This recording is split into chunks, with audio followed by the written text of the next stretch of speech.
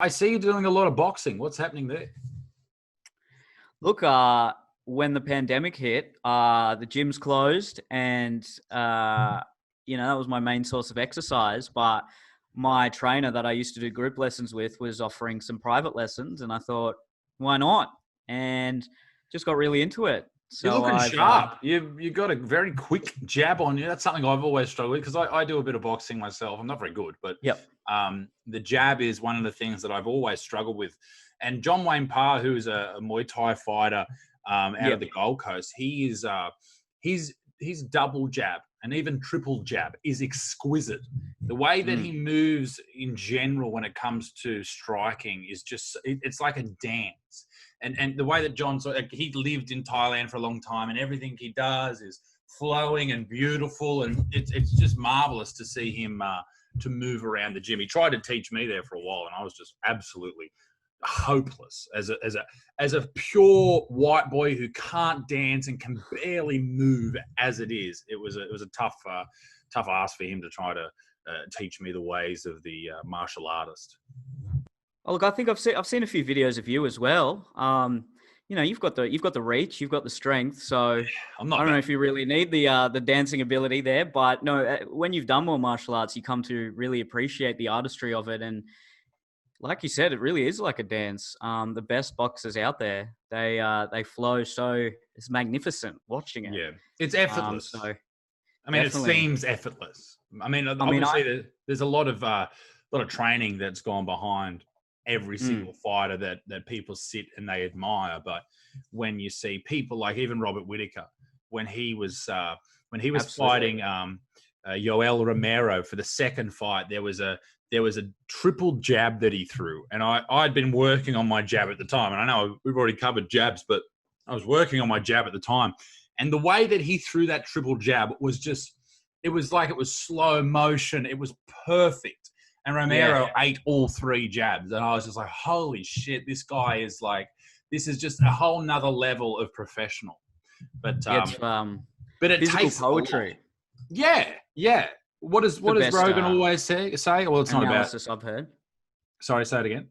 That's just the best way of describing it, I think. Physical poetry or physical chess is another way I've heard, and it's been described. And I mean, I know Lomachenko actually, I think it was him, but his dad actually said to him, before you become a boxer, go and take some dancing classes. And I know a lot of the South American boxers, they do the tango, and they do that just could be a South American thing. I'm not sure. But well, I think it's proficient dancers.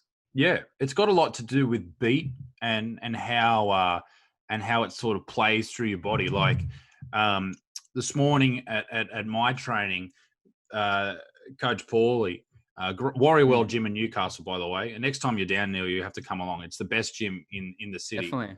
And he had, just while we were just doing some pad work and some partner drills, he had some drum beats playing in the background. So each round the drum beat would increase, and it would go like duh, duh, duh, duh, duh, duh, duh, duh, and then it would increase the next round. And you were throwing your combinations, but you were throwing every single time the drum beat. So you'd have to change how you would throw a punch and then throw a kick and then make sure that it was in time. All to give you the sort of sense that there is time in a combination, rather than just throw bah, bah, bah, bah, bah.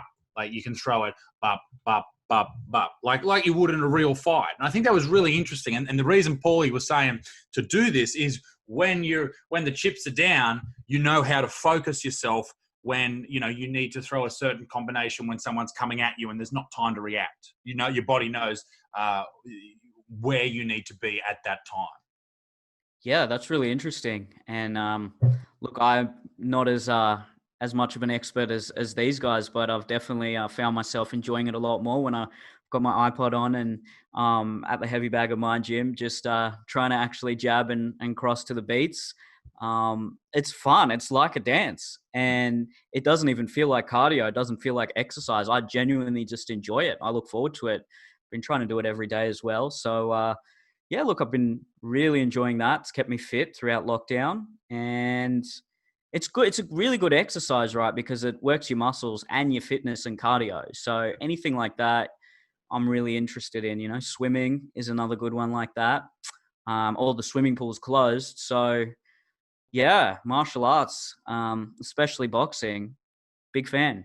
Have you thought about like jiu-jitsu as another discipline to focus on? Yeah, so right now I'm also doing Taekwondo. I'm a brown belt, so not too far off. I haven't posted much about that though. Yeah, I didn't know you were a brown belt. Yeah, no, I'm keeping that one a secret. Well, not anymore, obviously, but I'm keeping that one till I get the coveted black belt. Yeah. Then I'll spruik it a little bit. But uh, I said to myself, once I get to black belt in Taekwondo, then I'll try my hand in BJJ. So then that's the three main forms covered, right? You got your striking, you got your punching, and then you got the grappling. I think for jiu-jitsu particularly, it's just such a great way to experience what it's like to be in the worst possible situation.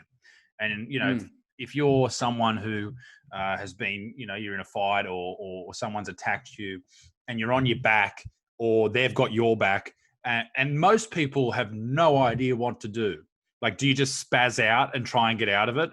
Or are you able to, and this is what jiu-jitsu has taught me, to center myself, and not in like this weird meditation term, but really center yourself in your own mind and not freak out and know what to do, know exactly what to do, how to push someone in the right position that benefits you and they don't know that it benefits you. And then to have the ability to finish them or to choke them out or break their arm or whatever you have to do to protect yourself. I think it's so important for a lot of people who are trying to find some purpose, and particularly with men. I mean, young women as well, but particularly with men, to have something to, like, I love playing rugby league, but you can't go 100% all the time at training. When you're training jiu-jitsu, you can go 100% and you're not going to get too hurt, which I think it's a great outlet for young men. And I know on your podcast you talk a lot about and with Geordie's as well. He talks a lot about young men, and I think it's important that people who are in a position of having influence over people to talk about those type of things. So I think having that outlet, and I don't know, maybe it's the same in Taekwondo as well, that outlet, and also that discipline that a martial art requires. And I'm certainly not one of these people who is super disciplined. I'm just not. I am with some things. Neither am I. Like I am with my diet and with my work, very disciplined. But when it comes to making sure I'm at jiu-jitsu every week, it just doesn't happen because work gets in the way and all those things. It's something I'd like to focus on more, but I haven't. But well, I was just going to say, it's so remarkably rewarding, improving with a martial art or any sort of physical discipline in that regard, because, I always lifted weights and I went to the gym and it was great to see progress there, but there's nothing more fulfilling than, you start off unable to even do a roundhouse kick, and then a few months go by and you're like, oh, wow, hang on a minute. I've actually got a bit of power now. I can get a bit more height. And then a year goes by and you got a great roundhouse kick. And it sounds so simple, but it's very rewarding and it has so many beneficial aspects. As you said, especially for young men, it teaches them discipline. It keeps them fit, keeps them strong. And, if worse comes to worse, you've got some skills if you really need to defend yourself. And that's a big thing for me. I want to give myself the best chance to survive if I'm ever in that situation. Touch wood. Hopefully I'm not, but that's a big part of it for me. And just like I said before, the artistry of it. And it's so mental as well, right? I've been sparring a little bit. I'm not that good. It really humbles you when you start sparring with guys who have been doing it a lot longer than you have. And so much of it is just staying cool under pressure and staying calm and sticking to your combinations and to your strategy, even when you've been hit a few times. So I love it. I can't say enough positive words about it. And I think it sounds like you're the same.